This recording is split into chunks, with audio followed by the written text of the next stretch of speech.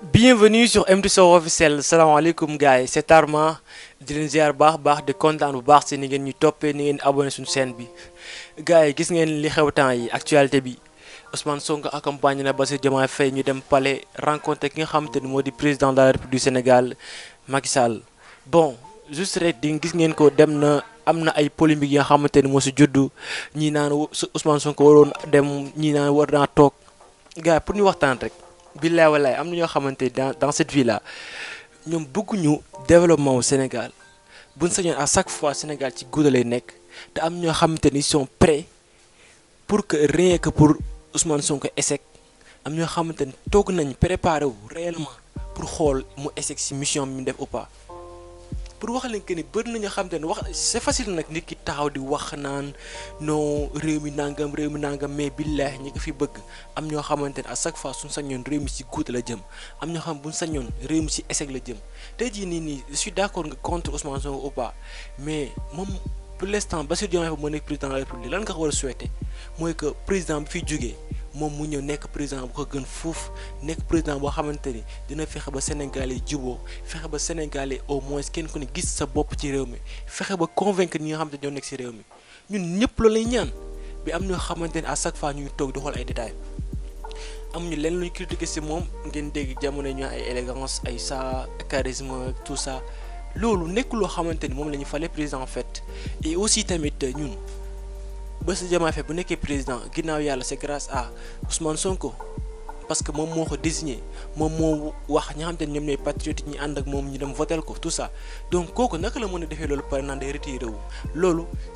kenn xel xalaatu ko sax ba pare te ñun lan lañ soxla gouvernement boo xamante ni day am ay nit yoo am xel di xalaat nekk ay nit yoo xamante ni gëm nañ seen bopp bëgg réew mi loolu lañ soxla mais nekkuñu fal ñu gouvernement xamante ni Ousmane Sonko daana fal naa président Diomaye Faye rek damay retiré wu soxlawuñ loolu donc gars yi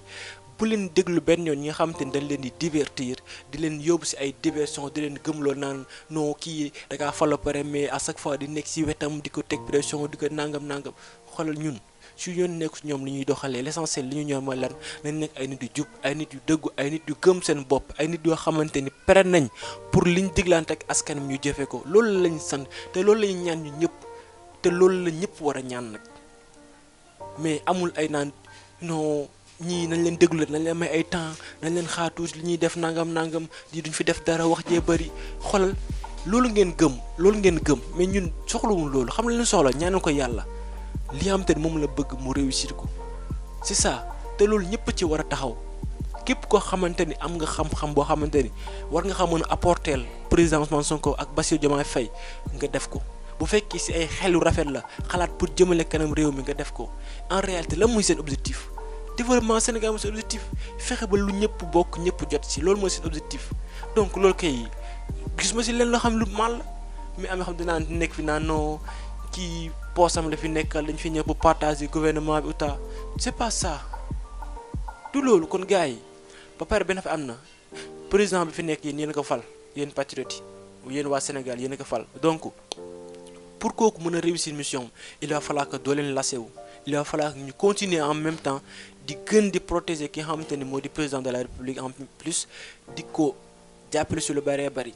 ba pare pouvoir bi nga xamante ni moo taxoon boobu léegi ngeen atteindre seen objectif mooy lan booloo ba pare di gëstu les vraies informations xamante ni baax a baax sources yu leer nañ ba tax kenn du leen manipuler kenn du leen dugal ci loo xamante ni lu yoon la te aussi nekk leen ci li ngeen nekk te gëm ni réew mi pour mu développer du benn nit moo ko mën développer du ñaar nit moo ko mën développer pour mu développer askan wi yëpp ñoo ko mën développer donc bu ñu fekkee ñu ñëpp manqué woon nañ ci lenn gëm ni kin fi teg de buñ ko accompagner dina ko développer incha allah rabbi nañ ko def c'est ça te gars yi yaakaar nga am ci lenn bul nekk rek naan na may xalaat yi négativement non ci nga tey jii nii président yi billaahi wallaahi kenn ku ne xam nga bu baax foo defal lu yoon rek nit ñi wan la ko donc c'est ça amul leneen mbiru amul leneen kon tey loolu moo nekkoon vidéo bi di leen jaajëfal bu baax a baax lépp loo xam te ne juum nañ ko ñu ngi jéggal lu baax di leen wax aussi tamit di leen abonné pour nous soutenir merci beaucoup les amis c'est Arma